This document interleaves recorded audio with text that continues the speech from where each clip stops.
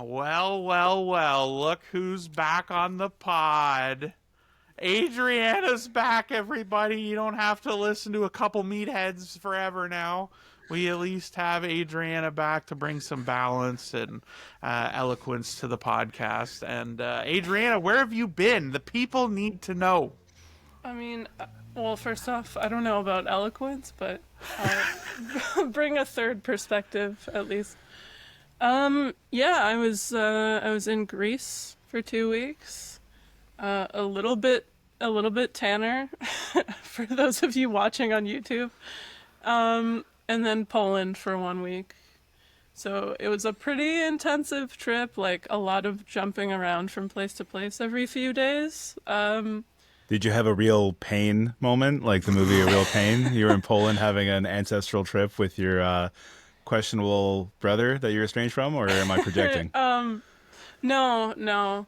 I was with my parents, so in some ways even worse. But no, we didn't do any ancestral visiting. I got that out of the way years ago. So yeah, by that point in the trip, I think we were all kind of like exhausted from just like moving around, and it was a lot of, all right, let's go visit this old friend and this family member, and like people just like feeding us food and kind of chilling. And then right at the end of the trip I got sick. So yeah, I was sick before I left, and now I'm still kind of getting over this cold.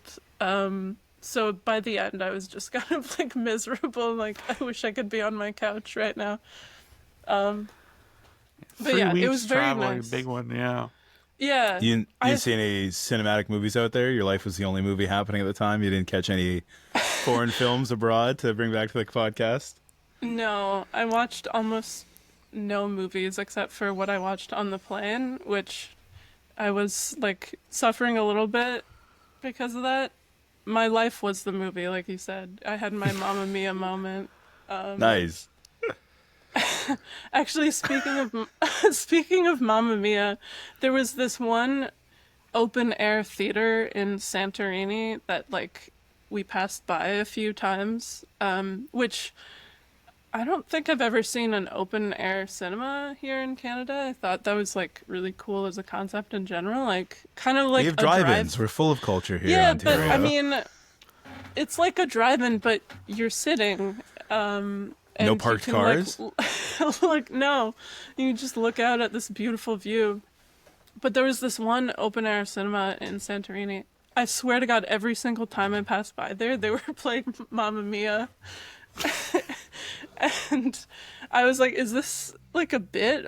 Is it just like a tourist trap? Like they're just kind of trying to get the people who are like, I'm here to watch Mamma Mia and like be in Mamma Mia. I don't know. I thought it was kind of funny though. That reminds me, I saw a meme that was like, oh, they should make the next White Lotus in Greece, and then they basically like boiled down the casting and the plot to just be Mamma Mia. They're like, instead of finding out who killed who, we got to make it about who's the real father of this woman. And like I was like, oh my God, that's... Don't even get me going on White Lotus, dude. We could do a whole episode about how much disdain I had for that experience. Don't be talking shit on my boy Mike White, dude. He's a god to us domesticated Caucasian couples. We love Mike White and his White Lotus. All I'm going to say is that I think it's great narrative television for people that love reality TV shows. And I mean that. Ooh. Hey, you know what? And I was reassured by other people that love reality TV that also love the White Lotus. They're like, yeah, that's 100% it. I'm like, well, thank you. I feel vindicated. Yeah, so you mentioned you'd seen the movie on the plane. What movie was that? So on the flight there, I decided to watch A Complete Unknown, which I hadn't seen it before. I missed that boat to see it in theaters because I don't know. I'm not the biggest fan of biopics in general. And then I decided to watch it in the worst conditions possible, like just shitty airplane screen, and I used the Air Canada provided headphones too, so it was like the worst possible audio quality for this music-based biopic. While you were gone, Shay and I had a big debate on like the way the auteur filmmaker wants you to see it, like the meme of like the way Christopher Nolan intended you to see Dunkirk was on an iPod Nano, like that meme, or like your Garmin smartwatch is how you're going to watch like Tenet, because we were talking about Sinners, but yeah, that's the way Timothy Chalamet envisioned his months of training for the Bob Dylan to come across, like through the Air Canada crackly. Yeah. Dollarama quality, but still somehow more than like $5.99 on the plane or whatever. Yeah, but that's good. It was a long enough flight that they were free, so oh, good. At least they were free, because I've been on them where they're like, you put on a movie and then you'll be like, maybe I can watch Fast and Furious, Hobbs and Shaw without audio, and you're just seeing like car explosion noise in brackets at the bottom of the screen. You're like, I might pay the hostess $5.99 for those shitty earbuds. So good. Because they need wired ones now, and like I have these, no one's got them. Yeah, it's I don't think to bring them on a flight. Because I'm like a loser who still. I have now switched to wireless earbuds and like joined that train, but for the longest time I like used wired earbuds with shitty adapters and stuff, because phones don't have headphone jacks anymore. Yeah. So I brought the new MacBook Airs have old headphone jacks. They brought them back to the 4th gen MacBook Airs. It pisses me right off. Anyway, sorry, go on. No, I think we should do more of that. Phones need headphone jacks again. But Make I had my jacks great again. I had my good wired earbuds. I just deliberately didn't want to like pull them out of my bag, so I was like, sure, I'll just use the shitty. That makes it 10 times worse, where you're like, I get the inconvenience or whatever, but you're like, no, I'm just gonna ruin this 2-hour movie. Couldn't be held enough. To be fair, I was like, I don't care about this movie really. I think to me it was like the perfect airplane movie, because it was like, there are no real like stakes or mystery here. I kind of generally know the trajectory of Bob Dylan's career, and I just kind of was in the mood for something that I didn't have to pay too much attention to, and like I could listen to music at the same time. It's built in. Oh, I thought you meant you were listening to music also separately. No, one earbud, the movie, one earbud, random songs. The music in the movie, No, yeah. All performed by Timmy Chalamet, the goat right now, by the way. The goat. I was going to ask you, Shay, what's do you have a favorite airplane movie in your lifetime? Because I was inspired to get Letterboxd after viewing 65, the Adam Driver movie. It was like right before New Year's when I was like, next year my Letterboxd, just so I could blatantly shit talk 65. I think if you see my earliest Letterboxd, I swear I went back retroactively. It was like, this movie made me hate movies. I watched it on 2x speed for the last 45 minutes. It's the most AI generated movie, I feel, before that was even possible. Did you like start that when we were in Mexico, I feel like, or something? Like I feel like I feel like I remember that, like watching you watch that, and so you just be like this, like goddamn. You were doing the shave face, the Home Alone. There it is. My God. Clip it for the Instagram. Yeah, dude, we got. Oh my God. Yeah, we got to get our editor to cut that shit out. Yeah, dude. We still forgot to. We keep forgetting our editor's name. We'll have to figure that out one of these days. But yeah, no, I mean, when you told me, Adriana, that you had watched a Complete Unknown, I had seen it when it was in theaters, and I liked it more than I thought I would. But I feel like I went into that pretty like negative to low expectations. So I was like, that was fine. Like I didn't adore it or anything, but and I love Timmy Chalamet too, so that is what it is. But you inspired me to. I rewatched Dewey Cox while you were gone. Okay, nice. That movie to me is genuinely like perfect, and it's mystifying to me that biopics like that movie single-handedly destroyed the genre as far as I'm concerned. Like it made it near impossible to work in without being a total calamity. Ty and I watched that a lot when we were younger, and it was before we saw Walk the Line. So then like years later after and we like had the album, like the Dewey Cox album, like all the songs, we listened to all the songs all the time. So then years later, when we finally were like, we should watch like Walk the Line, and they get to the scene, and I'm like, if he pulls that fucking sink out of the wall, Ty and I was like, I'm gonna lose my shit, and he pulls the sink out of the wall, and I thought that was just the Dewey Cox bit, and we lost our minds. But yeah, like there was even the Bob Dylan like kind of not crossover, but like they touch on Bob Dylan and the Dewey Cox stuff. So listening to that again, and it got me back on the Dewey Cox train, and I highly recommend that to anyone that hasn't seen it because it is a Yeah. genuine masterpiece. I My need favorite to thing. rewatch Dewey Cox because I saw it like a few times back in the day, and it is like pretty much a perfect, I think, parody of biopics. It's got a bit of like for some reason I think like I saw Regis Gemstones and remind me of that, just like the southern like richness, but also there's like all that like flashback stuff going on. And but my favorite thing in the Dewey Cox, I can barely remember most of it. The only scene I can remember is the one where they're like, I think they're doing cocaine in the bathroom. He's like, "Go on, Dewey, you don't want no part of this," as they're having a great time. And Dewey's like, "Oh, I kind of want to have a part of that." And he's like, "No, don't do it, Dewey." And I just that's like the only thing I can like very clearly remember. But yeah, we should rewatch for sure. Yeah, it's definitely good. They do that bit like the different drugs too. Like when when he first walks in there smoking weed, he's like, "You don't want no part of this shit, Dewey." And he's like, "Well, like I don't want no hangover or nothing." And they're like, "There is no hangover." And it's like, "Well, like I don't want to get addicted to it. It's non-addictive." And like he's like, "It kind of sounds like I want to do it."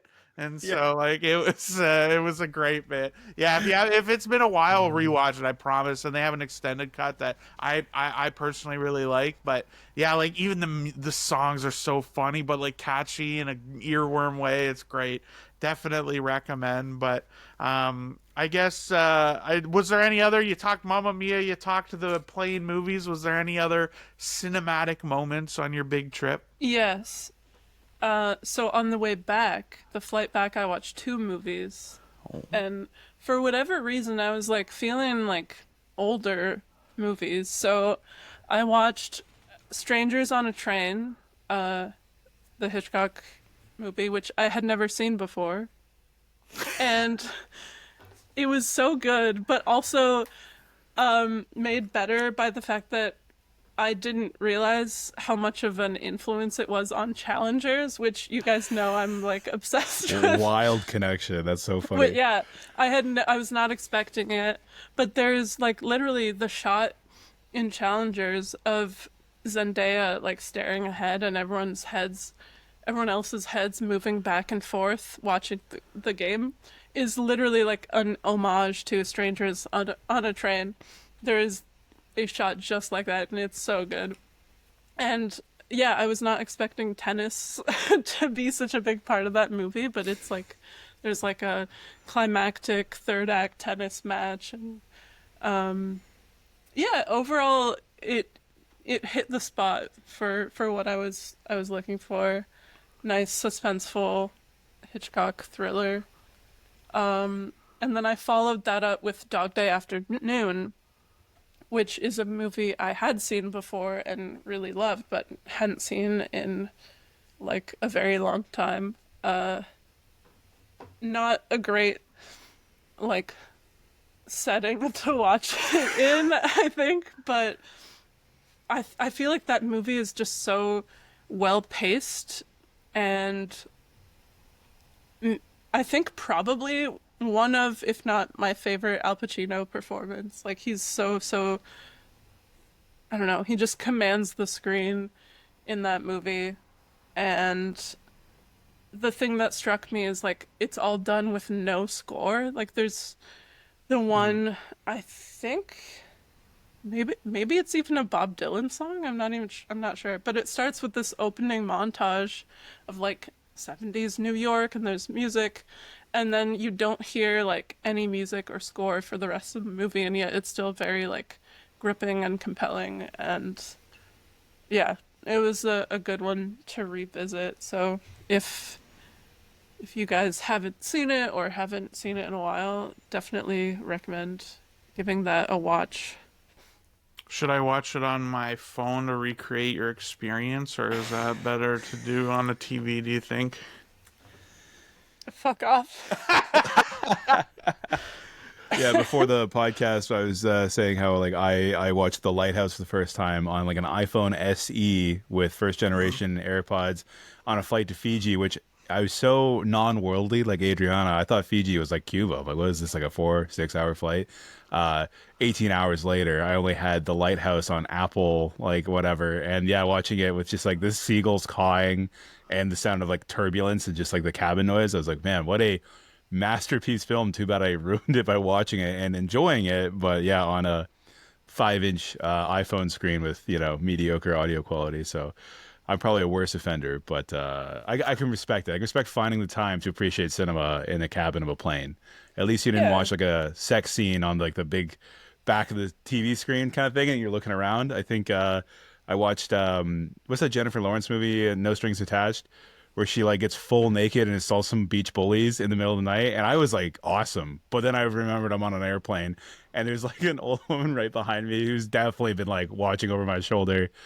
So yeah, don't watch full frontal nudity on airplanes. That's my Some message people to the watch kids. Game of Thrones on a flight once, and there was a bunch of. I'm like, man, that's a wild thing to just throw on there on an airplane. I guess. Yeah, I don't know if it's just me, but well, probably is just me that I'm about to say it, but I don't like watching stuff on flights. It doesn't really like. I listen to either audiobooks or podcasts, but I don't like watching. I don't know. Like I feel like for me, I'm so now either like I have like more ideal setup at home or at a theater that like I really can't focus enough on anything like visually like that.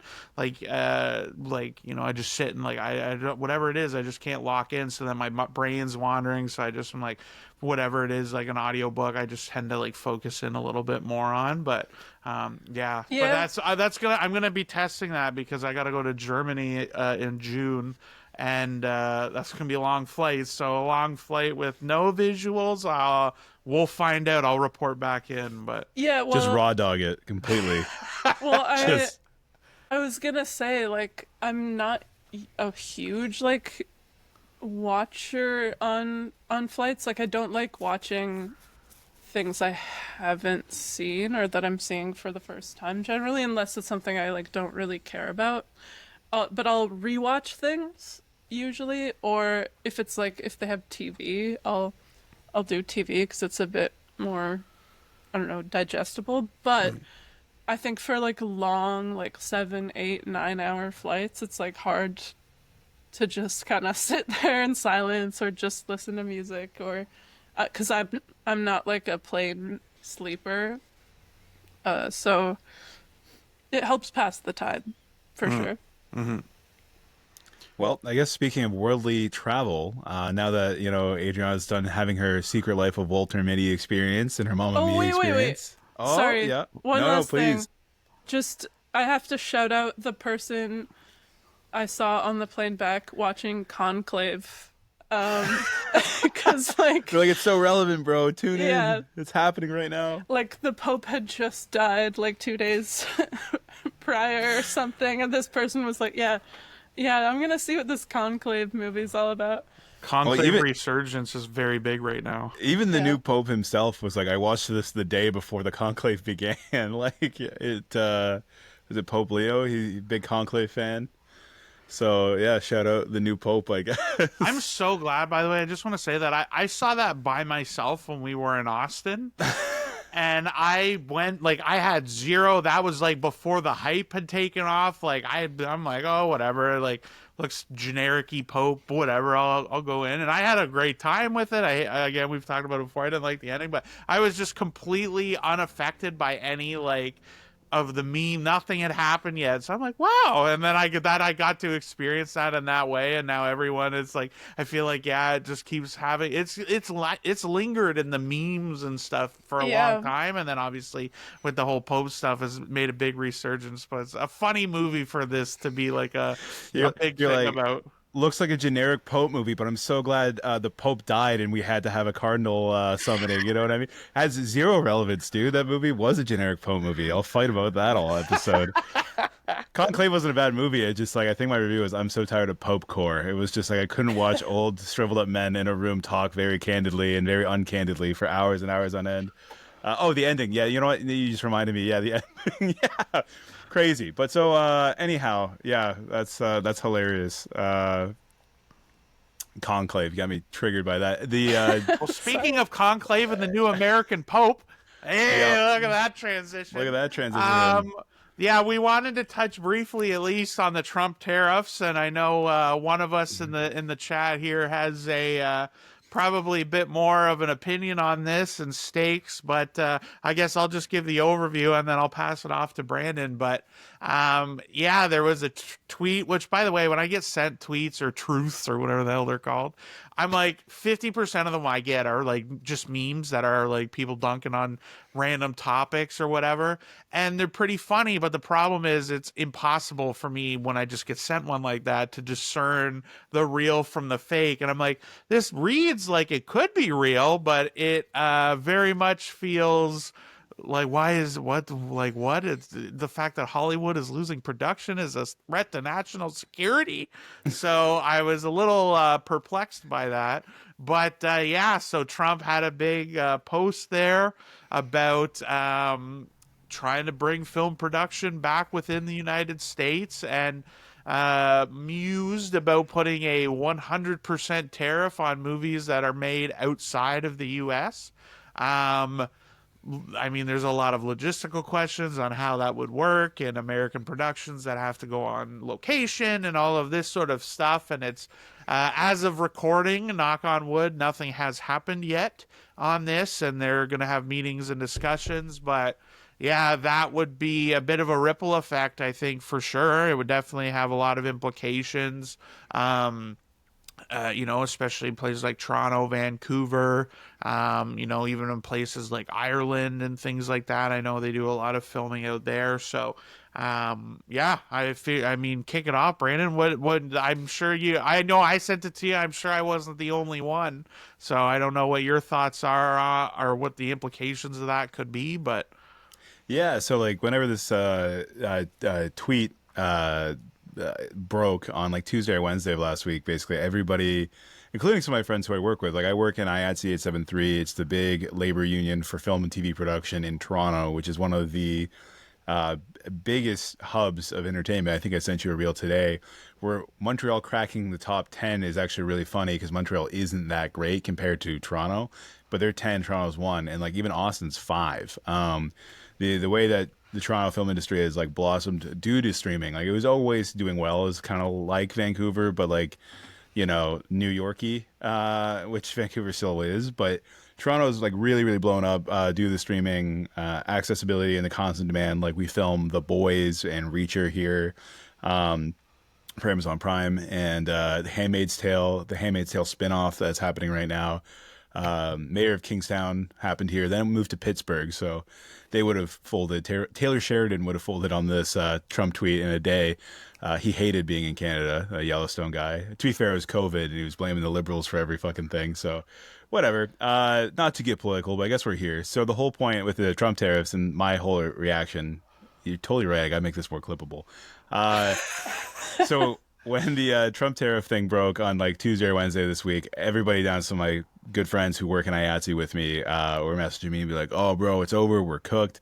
What does this mean? My mom, my girlfriend's girlfriend, my girlfriend's dad even messaged me to be like, "Does this affect you?" And in theory, it would. In fact, I would say it does. But I also think it's kind of like very tone deaf. You know those trailers that used to be in movie theaters saying like, "You wouldn't torrent a car, would you?" With like that hardcore '90s soundscape behind it. It's kind of the same idea here. Like, you can torrent a lot of movies and TV shows. Most people do. So I mean, there's like a really easy workaround there. But also like, how do you physically tariff something that is basically uploaded to a streaming platform? And I know all my Giga Chad, big brain economics people here are like, well, camera rentals, camera equipment, dollies, trailers, etc. That can be tariffed. It is already tariffed, I'm pretty certain, like all major imports and exports. So it's already happening. And the infrastructure in Canada is already so built up, at least in Toronto. It's not like there's a ton that's really going on, you know what I mean? Unless you're Ryan Coogler's OG 70 millimeter IMAX reel that's taking up the back of a transport truck to be sent across the border, maybe that. But, at the rate that we've been going and the way that the tariffs have already been happening, I don't see it affecting much at all. I feel like it was a really big virtue signal, a really big clickbait headline, and even on the ground floor of somebody who works in Canadian film production on American TV shows and movies, it doesn't seem like that could hit us. We have an official email from the IATSE union that's basically like, "You've all seen the tweet. We're doing our best," but there was nothing in it. It's a nothing burger, honestly. The Trump tweet about tariffing film outside of the U.S. is a bit of a nothing burger. It's a hollow threat. It's a grandstanding thing. Um, so I do think it's, I'm glad I could actually take a second to address it because I feel like I just got to send this rant to everybody I know. Because, yeah, it's like I think I started screenshotting text to you to send to the fifth guy that asked me after you. So, like, it was frustrating. And so, yeah, so far nothing, but, Hey, it's nice yeah. to know that you're concerned and worried about though by people in your life, right? Yeah, exactly. No, it was sweet. But, yeah, whenever I brought with other people we work with, they're like, how you gonna tariff a website? That's not possible. You know what I mean? Yeah. And to reiterate my ignorance here, and to share the confidence to some other people that may not get it. The big reason why film and TV production outside the U.S. is good and so strong is because of tax incentives and the strong American dollar. So more importantly, Trump's whole thing where he's been trying to tariff replace tax, basically. And income tax, higher tariffs means, they don't like kind of offset what they're cutting on taxes. And to some degree, I feel like that was thought out and really smart at one point. But now in practice, we're seeing a lot of that break down. And ultimately, the way film and TV works is that you get tax breaks. It's a tax break economy, basically. Places like Detroit, Michigan used to have a great bustling infrastructure for film and TV, and they lost their tax breaks for it, and it dried up a lot more. And I think if Trump was smarter about this, there's already big production hubs throughout the U.S. that are, yes, taking away work from people in L.A. and New York. Like Atlanta, Georgia is where the Marvel movies are filmed. The Atlanta, Georgia is like the Toronto of the South, basically. They're getting a lot of production out of there too. So, like, I basically, after our election, I started looking, where would I move in the States if I need to leave Canada to work in film and TV, but still do the job I love. And yeah, no, there's many places in the States that are competing with Toronto. They're just not New York and LA. LA has been dying for a while. Yeah, it just seems like, again, like a very poorly thought out thing. I guess the last thing I would say is definitely a rant, not a clip. The wages of people in my union for what I do is about $35 an hour working on a movie set to move furniture around as a set dresser or to handle a prop wine glass as a props person. About $35 an hour. And from what I keep hearing, and I'll see if I can pull up a graphic for this, when you look at the rates for the IATSE locals in New York or LA, it's anywhere from like 75 to like $90 USD an hour. So it's like, you can't tell them to lower their rates to bring business back, but you could cut more tax breaks. But again, the tariff thing is like the furthest thing from the actual problem and the actual issue. And I think as an actual person who works on the ground floor as a laboring grunt on a film set, it's wildly misunderstood that the president thought that like that tweet was going to be a big deal. It seems like it was definitely a headline grabber. But yeah, I don't think it's going to affect anything. And I hope this doesn't age like, milk when I say that. Well, yeah, as a bit of originated in politics in my teen years and started my career in there.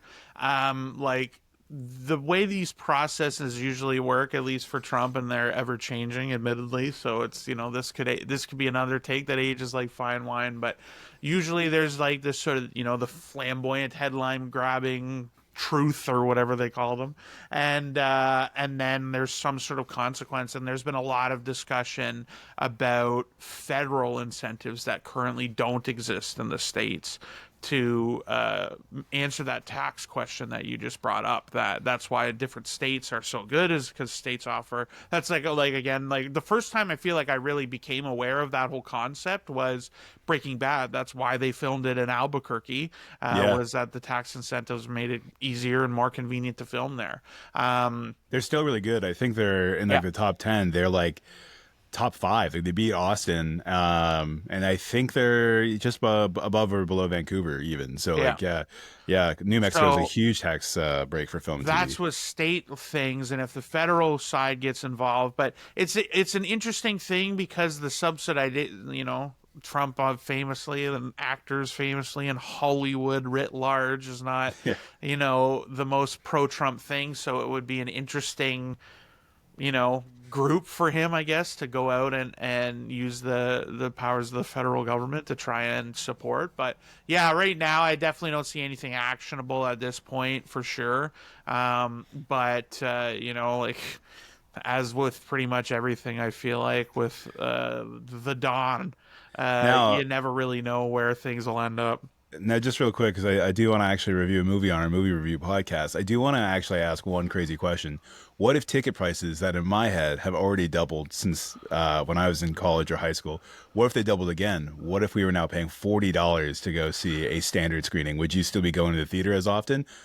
Well, certainly not as often, but like I think that is, I think, kind of the issue and the failure, frankly, is that if like so if we take it at the base level as he did that tweet, you know, theoretically at that point streaming would be completely omitted, and the only tariff would be on anyone that shows a movie in the US that was filmed elsewhere. So that directly only really affects at that point theaters and movies that get distributed there. So if you doubled that basically at 100% tariff, if that was on the budget of the film, then everything you're doing you need to make now twice as much to make that more economically viable. So obviously that's impossible. Like for 90% of things, we're in an era right now where like well, I would actually be careful on this. Like, I wouldn't say theatrical profitability is in question because I believe more of the problem lies with studios and responsible budgeting right now. But that aside, you know, that's a big question mark. Like, it's a lot of movies, you know, it's tough to make money in theaters right now. Theaters are obviously not doing as good, although we're in a bit of a bright spot right now relative to the trends with COVID and everything. So yeah, that's why I think it was like a half-baked idea, obviously, as I feel like all of it is starts, and we'll see kind of what comes out of it. But yeah, it would obviously decimate theaters, because yeah, like how it just makes it completely unviable to do all that. Like if the budget, like even something like this new mission, I think is like in the $300 million ballpark. If that budget now balloons to 600 million, technically with the tariffs it added because they film all over the world, you know, that's crazy, and that's going to be like, you know, impossible for any movie to really make money back on. And so yeah, yeah, half baked. I definitely not worried about anything yet, but I wouldn't be surprised if there's some sort of effort to make changes. And you know, John Voight, Trump's ambassador to Hollywood, apparently a semi-official title, has put out a video where he was saying, like, he also mentioned those federal incentives. So there will be a push from those people, I'm assuming, within Trump's orbit to push for that if there's an appetite. But again, it seems like an odd group for him to champion given, you know, the back and forth they have. So yeah, but yeah, like it would, as laid out, would absolutely decimate theaters. Yeah, it's funny as you said that you're like, oh, if the budget doubles, that sounds like it's impossible. And I thought the ultimate crossover would be Tom Cruise as Tom Cruise meeting with Seth Rogen's character from the studio, trying to green light that. Like that would be the season 2 opener that gets people to come back. You know, just him being like, Tom, buddy, you can't go to Dubai and jump out a building that's not even built yet just because it's going to be the tallest. You know, and then Tom's sitting there like, haha, like, you know, like cut your jib kind of thing. That would be peak TV, and like people are losing their minds watching the studio. I'm losing my mind. I love the studio.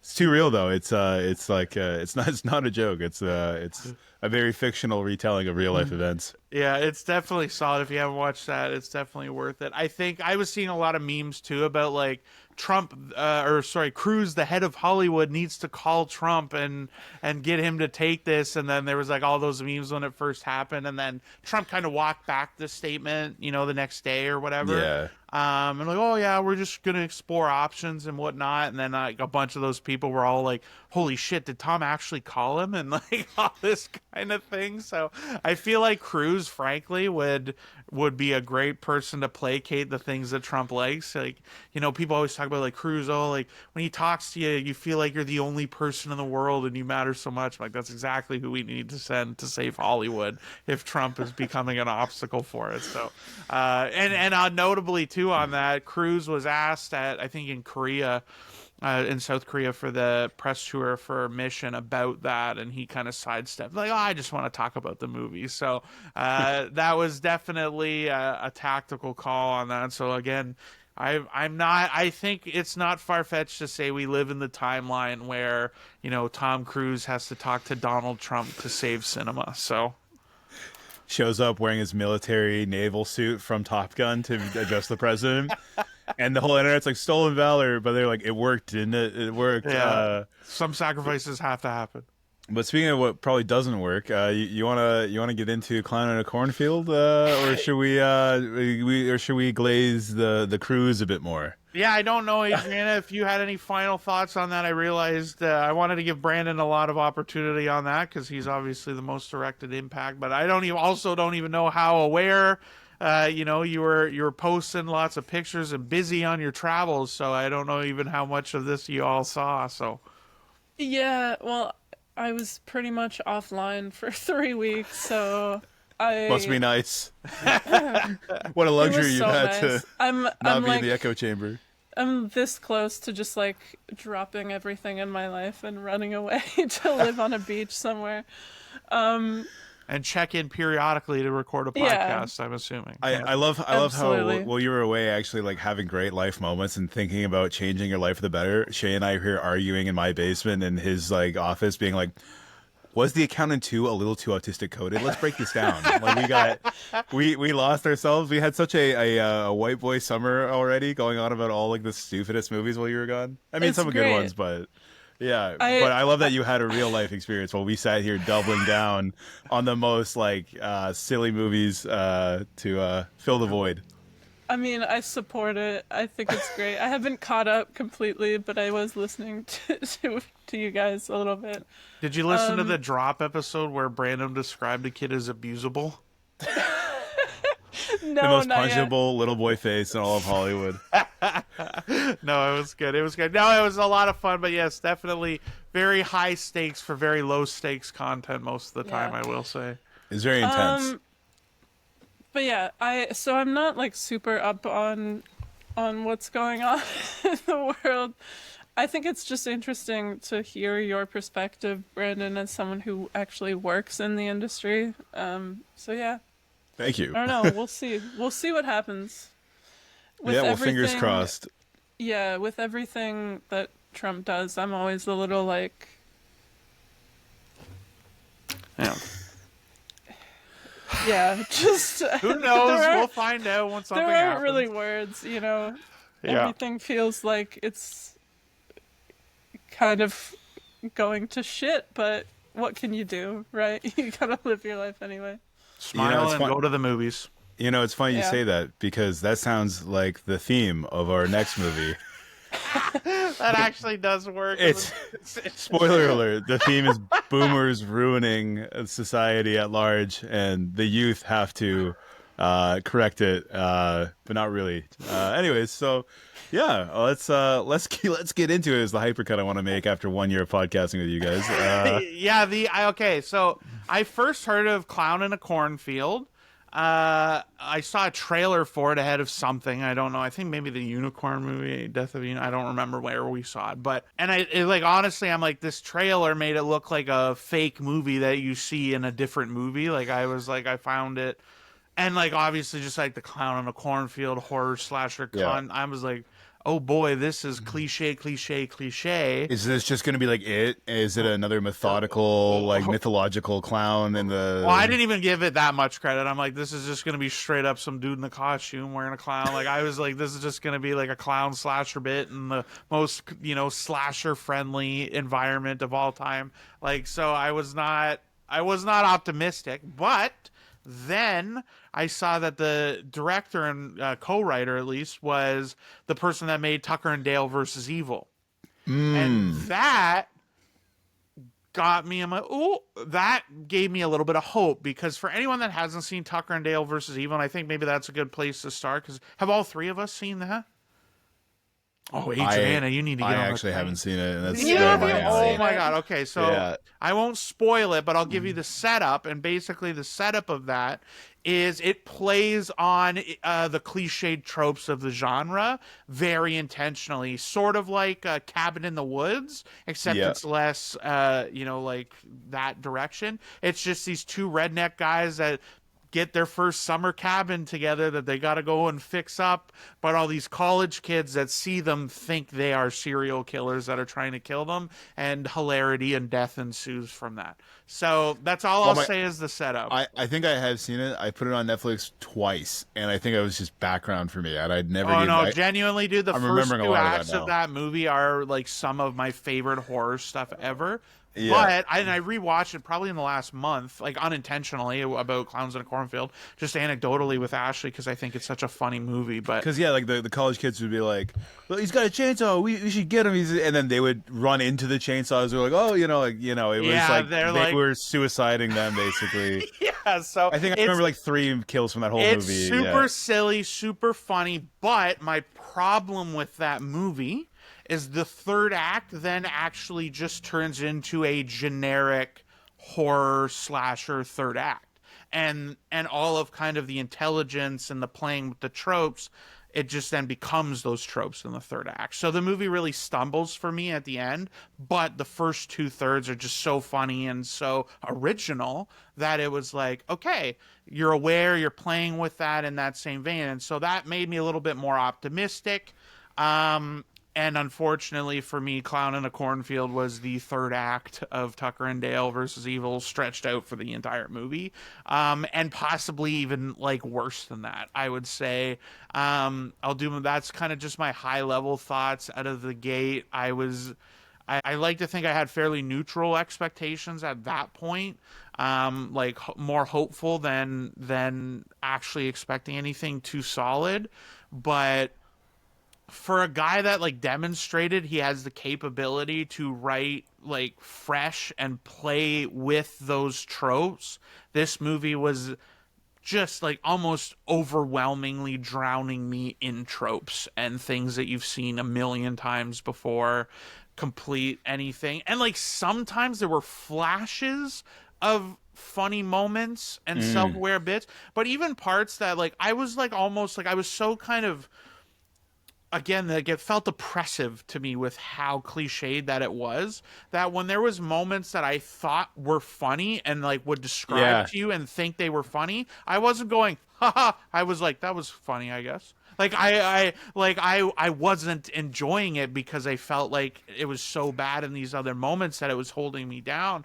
But honestly, like I came out kind of mixed, because I'm like, there's nuggets of really funny stuff in there. There's moments that are really funny, and I'll get to some of those in the spoilers, but I just was like, I couldn't believe this, and it's based on a book series, and there's like 4. I'm like, you don't have anything for this. How do you have 3 more of these cooked up? Oh my god, I genuinely was stunned. Clearly, you didn't listen to the villain monologue at the end, which obviously sets up 4 other movies. That's for the later half of this. But give your overview, and then we can dive into it. Generally, I would probably agree with you. I find it really funny because you've referenced Hard Eyes a lot on past episodes, being good needle drops, really funny and on the nose, like opening, and then it just had diminishing returns as it went on because it was so cliche heavy. And I wish I saw Hard Eyes when you'd seen it, because I would have been way more charitable on other movies like The Monkey, because my girlfriend Renata didn't come with me to see this movie because she saw the trailer. It was like, that looks so bad. In fact, she says, is it supposed to be a comedy? because that's like now referencing the monkey where we went and thinking it was a lot more serious. Obviously, we've had this discussion, but so I went solo. I had like a moderately full theater on Saturday night yesterday, and I'm actually already struggling to remember when you said I laughed at things I wasn't supposed to. Basically, there's a few things that happened that I thought were like dark comedy, and nobody in my theater laughed, but the jokes that were like damn teenagers when he's talking about like not being able to drive stick, tons of laughs. The scene where she used to dial a rotary phone to get out of this like they need a phone to call for help, and that's a rotary phone. And it's all Gen Z characters, and they're like, "Where are the buttons?" Tons of laughs. Like, it's starting to hit on me, and I think this is important because there's all these nothing burger movies where this is allowing me to conduit them all into one. I saw Till Dawn, and I remember thinking I wore skinny jeans in a packed theater of Gen Z kids, and the cast was so Gen Z, but also I would say character development wise, way more undercooked compared to the characters in this movie. So, and I know you're like thinking that's a stretch. At least they give people time to develop here. Where in the in Till Dawn, it's like it's so video gamey, almost like, well, they're just NPCs or they're just playable characters. Why do they need to have any moments of conversation? So, yeah, I think this movie is say better than Until Dawn because at least it was like you could follow it a bit better. It's more clearly laid out. There's a bit of a mystery, I think I'm kind of like Kevin again on this one. I would give it like a 2.5 on Letterboxd. A little bit more generous, but yeah, it was ultimately a little bit hollow, a little bit whatever. And like, I'm not trying to be like the gatekeeper of what is a good slasher because I think watching Hard Eyes, I bought into it like 5 times, and I actually started looking at my phone going, "What is this garbage?" at least 10 times because I love the mask, I love the kills, I love like the tongue in cheekness in Hard Eyes, and even same thing in this movie. Love the clown costume. I love like the setup where it's very much about like these kids filming these little prank skits. I thought like that's kind of cool. Like that was us in high school filming our own little videos with no permits and the back alleyways of Owen Sound. Like I enjoyed a lot of the characters in this for like brief flashes, But yeah, by the end of it, when you realize where it was going the whole time, it didn't land, and it became a lot more hollow. At first, when there's a bit of a mystery and you're wondering what is the clown, I was kind of thinking, is it like an entity that is stalking them, because it basically teleports. You know what I mean? Like even with the ending, so yeah, anyways, I think all in all, like I would recommend this as like a cheap date night, put it on streaming like Hard Eyes. If it's $6.99 to rent for a friend or a girlfriend, sure. But yeah, I would not race out to theaters for this one at all. But I did enjoy it. I shouldn't go see it then. No. Watch it on the airplane on your next trip. Yeah, and for the record, Brandy, you brought up Kevin. A 2.5 for Kevin for this movie, which he told me going in was his most anticipated movie of the year. He only like watches horror. Dude, I love Kevin. 2.5 for him that's like a Kevin. That's a normal one. That's a heartbreaker. Yeah, like he was not pleased, but yeah, I think his scale's warped. We've had those arguments before. Yeah, no, I love Kevin because whatever hot take I have, he's my number one supporter, and but almost he hated Sinners. He hated Sinners. Yeah, I know it's tricky. It's like we don't really get political in our friend group, but we do get really polarized on movies. Yeah, that's where our divides last. Why did he hate Sinners? Like he does not care if to be fair, he watches, and like of the amount of movies we watch, that dude just watches horror movies. Like he's telling me like about foreign films, like he does not care where they come from, but he has it's such a hard, like his taste is something that like it does not indicate anything to me. Yeah, like, he's like, I really like this one. Yeah, and he can watch like the same kind of tropes, like that does not bother him so much. But like he's very kill heavy too. He loves that and like more inventiveness and gore and those. This kinds movie's of pretty things, good for kills too, by the way. I thought the kills. Okay, let's dig into this because I was mixed on that, but that was one of the more positive elements for me. I guess to give this kind of a bit more of a setup on an overall level. The movie opens this doctor. He's the new doctor in this small town, Kettle what was it called? Kettle Springs. Kettle Springs in And they Missouri. I remember it was in Missouri. Bayfield Clown Flower Factory, corn Yeah, syrup factory, and and it's Friendo the clown is the main Friendo the antagonist. clown is the mascot. Don't fuck with Friendo. Don't fuck with Friendo. But well, I'm getting hung up like right out of the gate. I'm like, okay, we're in the small town where there's the one doctor and the other doctor's gone now. So a new doctor moves in, single dad with his teenage daughter. The teenage daughter didn't want to move. And I'm like, okay. Like, I wasn't getting upset at this point, but I'm like, yeah, okay, just generic. And again, at this point, I was hopeful we're going to play with this. We're going to have a little more unique fun with this. And it never did. Like, they have an argument. Like, their mother died. I think they said it was like a drug overdose or something. Yeah, she overdosed, and because of it, her dad can go back to the ER. I'm assuming because it's a stressful job. Yeah, but it almost sounds like the dad was writing her scripts or something. Like, well, it sounded like trauma was what I took. Yes, again, yeah. But like, and to the movie's credit, it wasn't dead mom. It wasn't too like it didn't bash me over the head with these themes. Like, it didn't feel as distracting, but it's still like.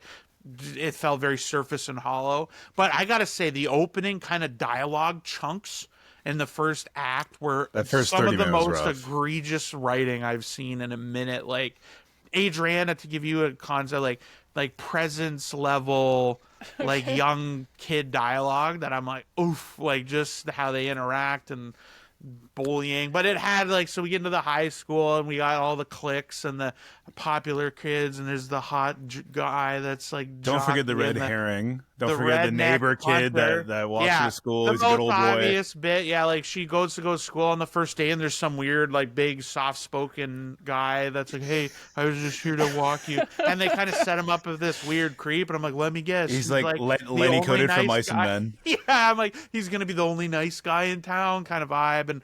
But right away, where I started getting wigged out was almost instantaneously the moment they interact with adults in the movie that live in this town. They're shooting them fucking dirty looks, like, and like everyone, like just random passerbyers, the store owner, the waitress at the fucking restaurant, the police chief is like, stay away from these fucking kids. And I was like, at that moment, it was the police chief moment, for the record, Brandon, which is again very early in this movie. I'm like, called it, yeah. I was like, is this going to be Hot Fuzz? Is this going to be Hot Fuzz? And Adriana, it was fucking Hot Fuzz.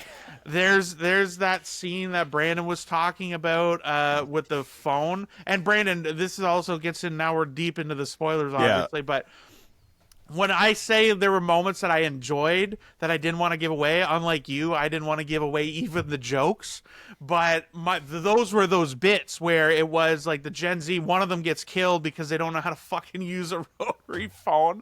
And they're like, and then they run away, and then they get killed for that. And then she gets captured because she doesn't know how to drive stick. So those are the moments where I'm like, okay, like you're obviously on the pro-millennial side of, or pro-Gen Z side of this kind of, debate or whatever you want to say is the theme.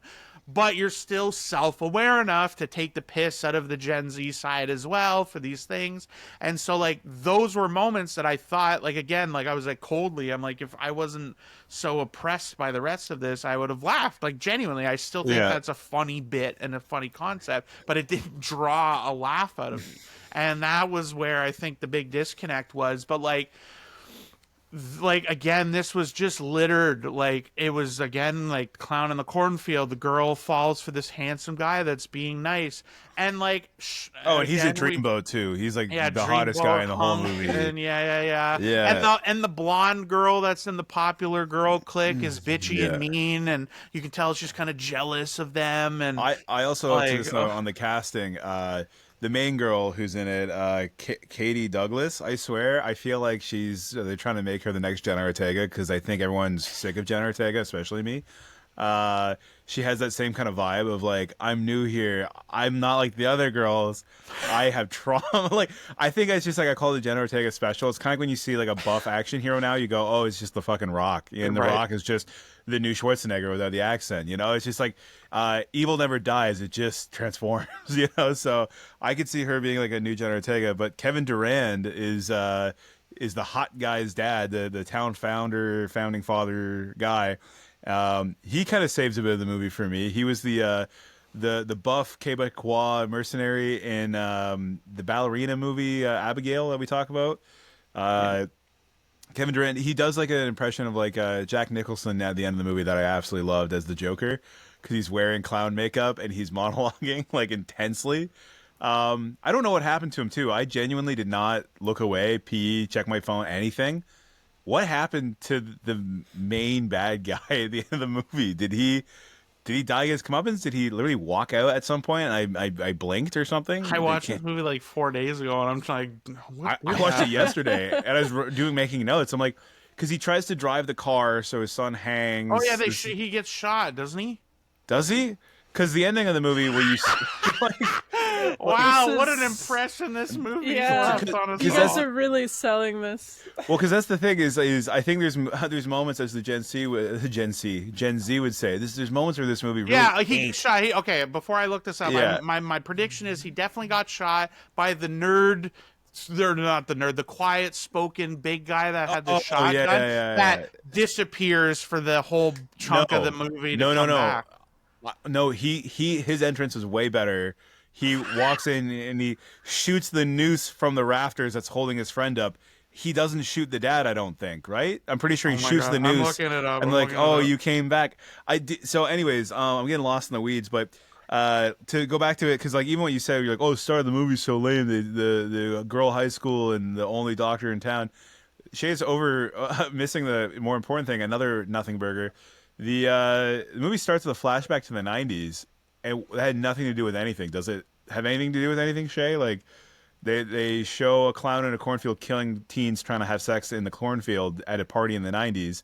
It's literally just a stinger. It's like just to show that there's a clown in the cornfield.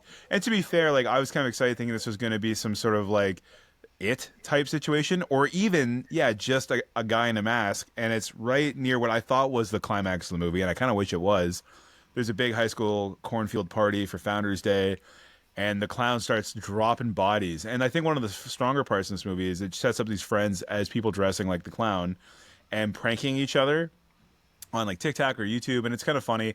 So when they actually are like faced by a clown in the cornfield that's thrown the head of their best friend into their hands, they're like, "Oh my god, they made a plaster cast. This is such a great prop!" As they're shaking blood everywhere.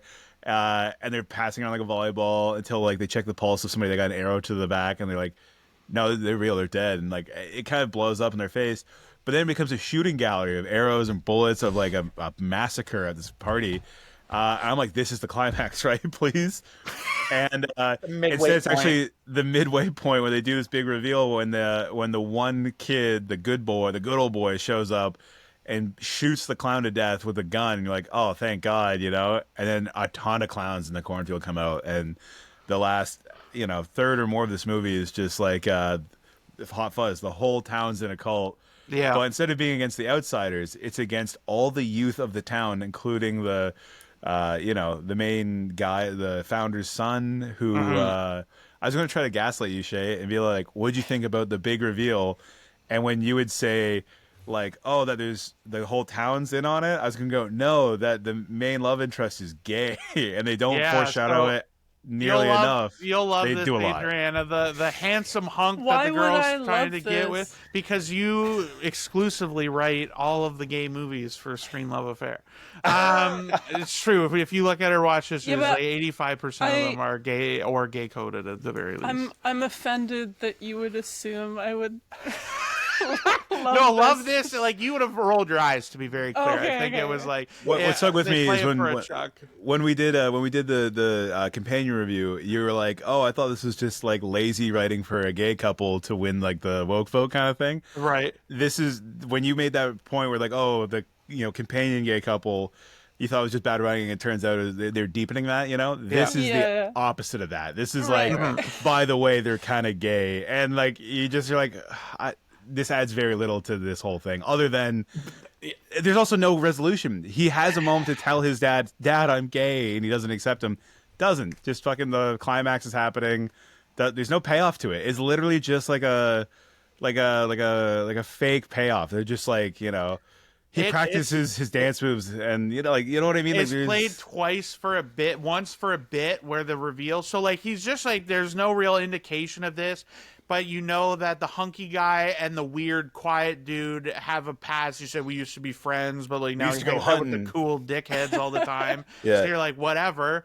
Did he And tell you he then, used to practice his dance moves? And he's like, shut up, dude. And he drives off. yeah, and they make a total left turn though, because like this guy, for again all intents and purposes, felt very like was like with this girl, was clearly like kind of crushing on her a They little made bit it at or least whatever. twice. Yeah, and then she brings him into the one like shed or whatever to like start banging, and then he's like, no, let's slow down, like, and just says no. So then she leaves in a huff, and then that's when the other girls are like, he rejects everybody at that point. That's his move, you idiot. You wouldn't know if you're from here, but you're an East Coaster. Like that's how it goes. And then they do like a bit where again when the clowns are killing them and the weird quiet dude shows up with his shotgun, there's like the reveal or whatever that they're like, they say something to be like, why don't you just be who you are or something like that. Yeah. And then all the girls are like, oh, like they have that big like bit, and that's like played for the bit. But then again, it like comes back towards the end where they shoot him or shoot the rope to save him. But I want to, and then they make out, and then the fake Jenna Ortega character rounds the corner, covered in blood, stressed out, and she kind of almost callously is like watching them make out jealously, going, what a confusing night this is. And everyone in my theater laughed. I'm like, you're really undercutting this payoff where these two people have reconciled who they are. But calling it a payoff though is so egregious. Yeah. So this just feels like, and again, I don't know who the author is. I have no idea who wrote the books and all of this and what age they are. But this very much felt like, how can I just make a slasher from an era that has tropes that maybe aren't favorable and just make the new era version of this? But it can make the exact same thing, but just make it modern for those audiences. So, yes, so the reveal that like the main hunky guy is actually closeted and gay. And then the part though that is, and where this literally I wanted to drive a stake through my eye.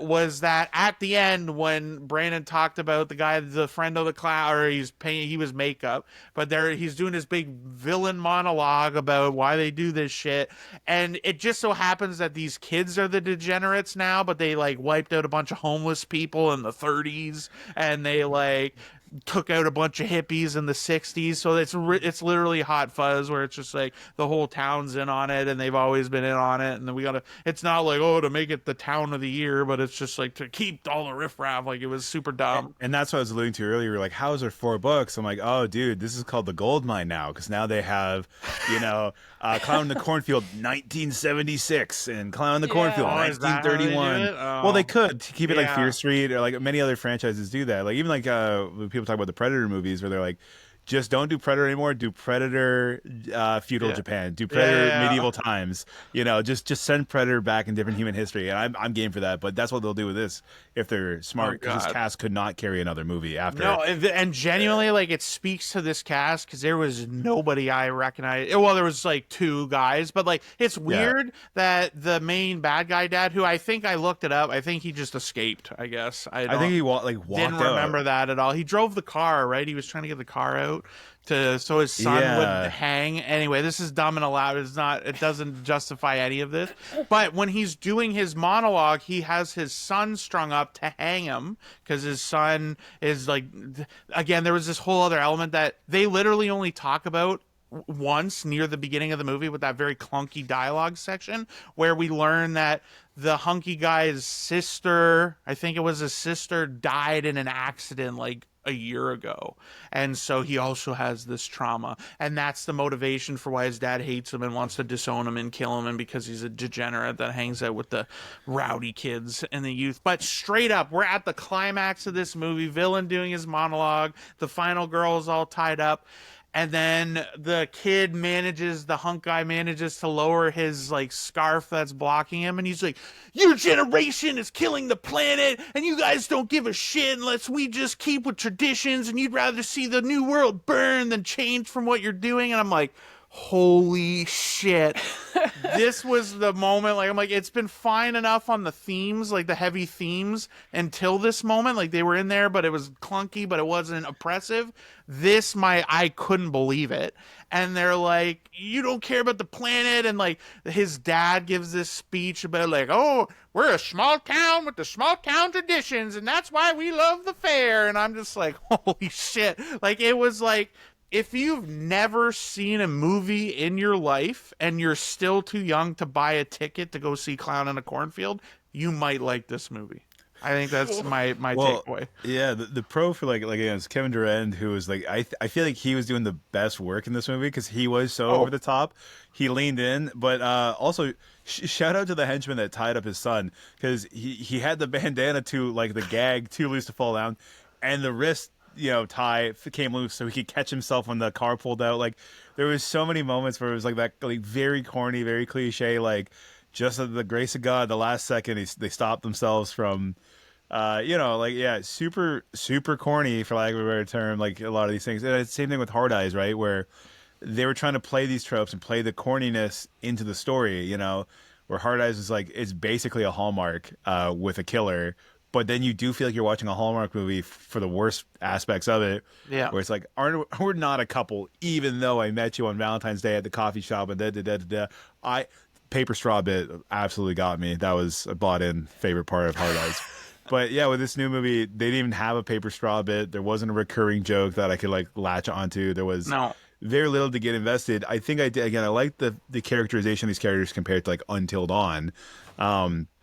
Because what characters, bro? Like you said about character development, like the main girl the like, archetype, I would say, I guess, like of these, because they were literally pranksters. Just caricature outlines of like the hot blonde, the kind of idiot, mean, like the kind of like cutting bits, like comedic relief girl who like made a call out, like, oh my god, if we're in a slasher movie, I'm gonna be the next one to go because I'm black or whatever. And I'm like, I'm rooting. I was rooting for their deaths, which I think is important, I guess is what I mean. Like when you watch again Until Dawn, you don't really care and you're very lost on the death in it. Like that's kind of the point. It's like they live, die, repeat kind of thing. And they do a montage. That's when I walked out of Until Dawn. They do a montage on an iPhone, and all the trailer shots in the movie are on this montage. And it's like, are you fucking kidding me? This whole movie, when they show all this cool, creepy stuff in the trailer, it's a guy being like, how many times have we reset? They're like, look at my iPhone, bro. And they watch. And I was like, it was like a Tuesday. I was drunk. I'm like, I need to go home and sleep. It's 11 p.m. I'm not going to get home till midnight. My sleep is more important than finishing this movie I paid $19 to see. So, but to the Clown in the Cornfield of it, I guess, when I'm talking about characters, the blonde girl who survives to nearly the end, we taught this all story because like the kills are actually pretty decent. When she gets pitchforked into a ceiling light and brutally like slammed onto the ground, and then the main character girl is like fending for her life, and she looks at her and she's like choking up blood with the pitchfork at her. She's like, I'm sorry, I got to do this. And she puts her foot on her chest, yanks the pitchfork out, and then stabs the clown, and the clown's now dead beside her. And then they're both saying that she's like bleeding, like, I fucking hate you, because she always hated her and like was always a bitch, and she dies like kind of getting, I don't know. It's like there were some little bits that gave it like a nuance, like a moment where I could go, oh, I see what they're going for, and it was working on me. And even the fact that the whole town was in on it, I think still could have worked. But yeah, it was that monologue at the end where it was basically like, all you boomers just don't care about the next generation and you're all delusional because you've had it so good for so long. That's a message that I would love if it was done in a more of like an A24 subtle way, where maybe if it was all hallucination, like I don't know how to say it, but it made me sympathetic to the boomers. So I was like, oh my god, these whiny kids, they just kill them. Like, I'm so over that. I was gonna joke too, because all the B-roll of the townsfolk at the start, I was like, oh nice, they're also having an opioid epidemic, because it looks so downtrodden, and you find out that the kids burned down the clown corn factory doing a video, and it's all like alleged. Nobody can confirm or deny it until the end. They have to confirm or deny it, and the son's like, Dad, you burned down your own factory for the insurance money and used the town's like hate word towards us to amass your clown army to hunt us down and ruin our names and make us fight amongst ourselves. The ruling class is making us, the young ones, fight. I was like, again, it had a message. I think that like people are hungry for it because I was saying like I feel that way all the time. I can't wait for people above a certain age to die, so there's more houses on the market. Clip that one, but yeah. So this movie had a great message that they just absolutely like Hail Married it at the finish line, and it did not land. And yeah, I loved a lot of the kills in it, like some of the chainsaw stuff, some like the guy that gets his hand blown off with a shotgun. Like there's fun bits in it. It never got boring. Oh, even the gym bro who's working out. I thought, movie prediction, he's just going to crush the weight, which he kind of does. But he grabs a rusty saw and he holds it and he decapitates him, and then the head comes back in later. Like, for like a 2000 slasher, it had all the right things, but then it was ruined by like the Gen Z elements trying to make it more relatable or more timely. And I wish this was like a 2001 slasher with the same message. Instead, it was like millennials to like their actual boomers, because I think now technically it's Gen Z to Gen X being like, you guys had it so good. But yeah, it's well, like, play into me like where, and I guess like I should say too, because I don't think it's come across in my comments, and I focus on the bad because I found it again so oppressive in the movie watching experience. But like there is, to me, like I only gave this a 2, which by my scale is dislike for the screen love affair stuff.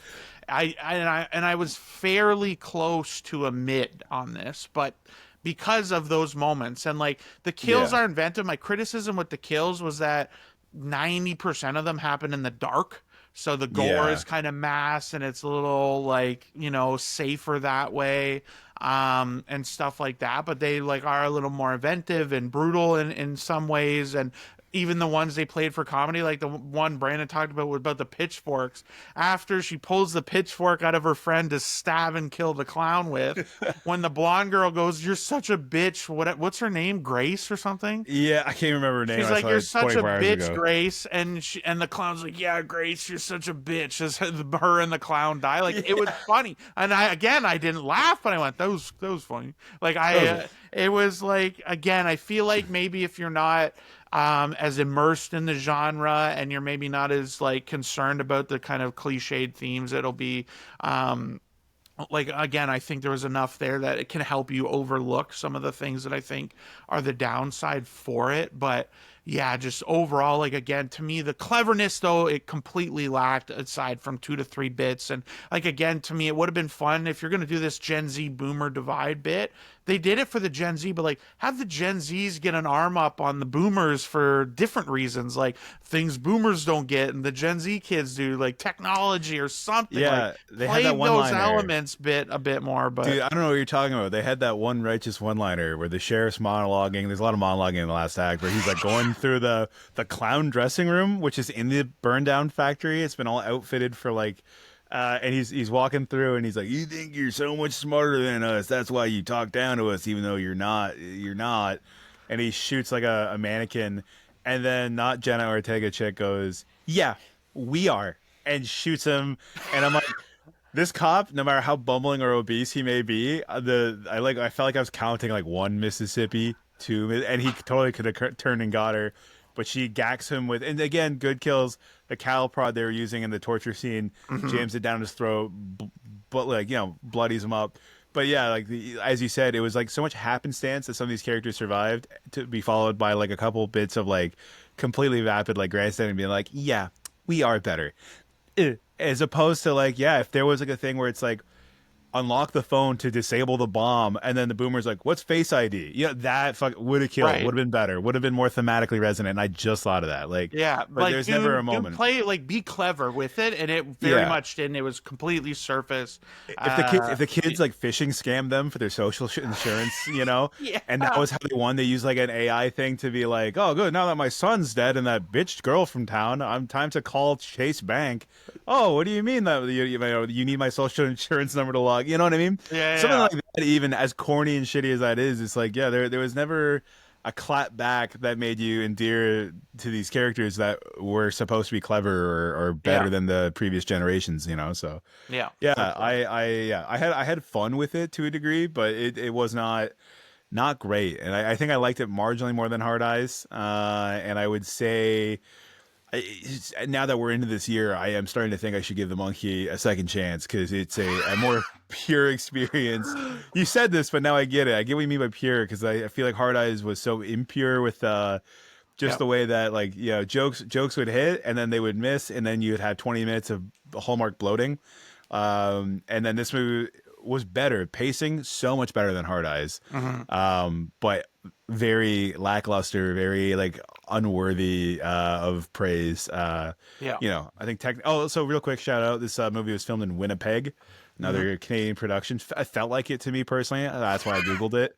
I'm like, oh, is that Ontario or is that Winnipeg? It was Winnipeg, even cheaper. So I know I like this one a good bit more than I think you guys did, but I still would not give it more than like a 2.5. Like it showed up, it did a lot, and it's a movie. At but best, I think it's it incredibly lacks. mid. Yeah, at best, it's incredibly mid. I think, like, again, there's nothing that shines. There's things that are satisfactory, but there's nothing I think that really evolves. And then I think that's like, because it does check a lot of the boxes of the 2.5, which is to me like just like a wildly unforgettable experience and things like that. And this is that, but I just thought it was bad and could have been a lot better. By my take. So like I said, I give it my dislike on our scale, but there's certainly other things you could be seeing right now. So I don't know. Adriana, what are your closing thoughts on our Clown in the Cornfield takeaway that you haven't seen and had to sit through me and Brandon go back and forth on? Well, no, I appreciated hearing about it because now I don't have to waste my time on it. Would you recommend watching this on an airplane based on all these comments, or would you say less than airplane quality? Maybe on an airplane. I don't know. On an airplane with no audio, just read the subtitles. To be fair, I would actually do that move heavy because the character is talking kind of boring, but I do think there was a lot of good imagery, shot pretty well. Spooky trailer, like a lot of this should have landed. But good looking clown costume. You mentioned this earlier. Like the clown costumes were super solid. It was just like, again, to me, like super underwhelming that the reveal that it's like, oh, it's the whole town, and I'm like, oh. I mean, I am mildly curious about it, but I feel like there are too many good movies out there. Yeah. I had a better time with this than The Monkey, but also I think Headspace is good. Yeah, like you said, I don't think. How many episodes can we go without Brandon bringing up The Monkey? Or The Working Man? While you're done, one or the other. The Working Man is The Monkey for action movies. Like it's like the trauma dump where I'm like The Working Man, where they didn't even acknowledge the title of the movie for 98 minutes into the movie. Like I'm hung up. We need one of those signs that's like days without Brandon mentioning The Monkey, and it's we'll like put always a counter at zero. up here somewhere. Yeah. It's behind you guys and like just out screen, and then on like our 1 year anniversary, you just get like pan your camera over to it, and then that's when I like fucking kill myself live on air. If we need an incredibly solid piece. If we ever need an incredibly solid piece of content, I think if we sent Brandon to therapy but recorded it purely for him to talk about how he felt about The Monkey and The Working Man, like I feel like that could deliver us some gems. And if you want the Monkey one, we can do as a couples therapy. I feel like that could be a fun dynamic for the two of us. If you guys ever watch like MacGruber, my favorite moment in that is he gets flipped off by a guy or cut off by a guy in traffic, and at the end when they're looking for his blueprint or his master plan for a heist or whatever, they come across his notebook, and it's just the guy's license plate written down like very The Shining style with a bunch of doodles next to it, and it's very crazy. It's like he's clearly like he's so obsessed with getting his road rage out, he's writing down this guy's license plate, and that'd be me being like, do not mention The Monkey. The Monkey was bad. I don't like the main cast actor guy, twin Norbit effect from The White Lotus. Like all this shit I just keep going back to. But broken record. Broken clock. Right twice a day, baby. There you go. We'll get you a shirt. On that note, guys, thank you so much. We're happy to have Adriana back. The next episode you guys will see will just be a Shay and Adriana exclusive. Brandon couldn't be bothered to watch all 7 Mission Impossible movies. I didn't have in 17 a single hours day. to watch in one day. And These psychos watch 17 hours of Mission Impossible, and I Yeah. applaud them. But yeah, not for me. It was a long, but I will say a little spoiler towards the next episode. Surprisingly fast, I felt, day. Yeah. This for sitting around on a couch for 15 and a half hours a movie. And that took us, give or take, it was about 16 and a half hours, I would say. From first starting the first movie to ending the last one, the 7th movie. So it was a good long day. But yeah, so stay tuned for that. We're going to be doing our Mission Impossible ranked ahead of the release of Final Reckoning. We'll have a review for Final Reckoning on the website as well. And then of course Brandon is coming to Montreal. We're gonna see the Final Reckoning together, and then we are going to record a live podcast together, the 3 of us. And we're going to have that for you guys for the week right after that release is out. So definitely stay tuned. I will also say now, for anyone that listens to the end, we will be doing a ticket giveaway for Mission Impossible. Details will be coming. But we're going to send someone that's curious to go see the movie. We're going to get you a couple tickets to go see that one with a friend. So stay tuned for that. That'll be on our socials on Instagram. So be sure to follow us there. But yeah, as always, Adriana, it's nice to have you back. Brandon, thanks for sticking it out with me for a month, even though we were a person down for it. But as always, guys, like and rate the show and follow and subscribe wherever you listen. And if you're with a group of people, don't talk during the movie. Just please talk after. Yeah, save it for your podcast.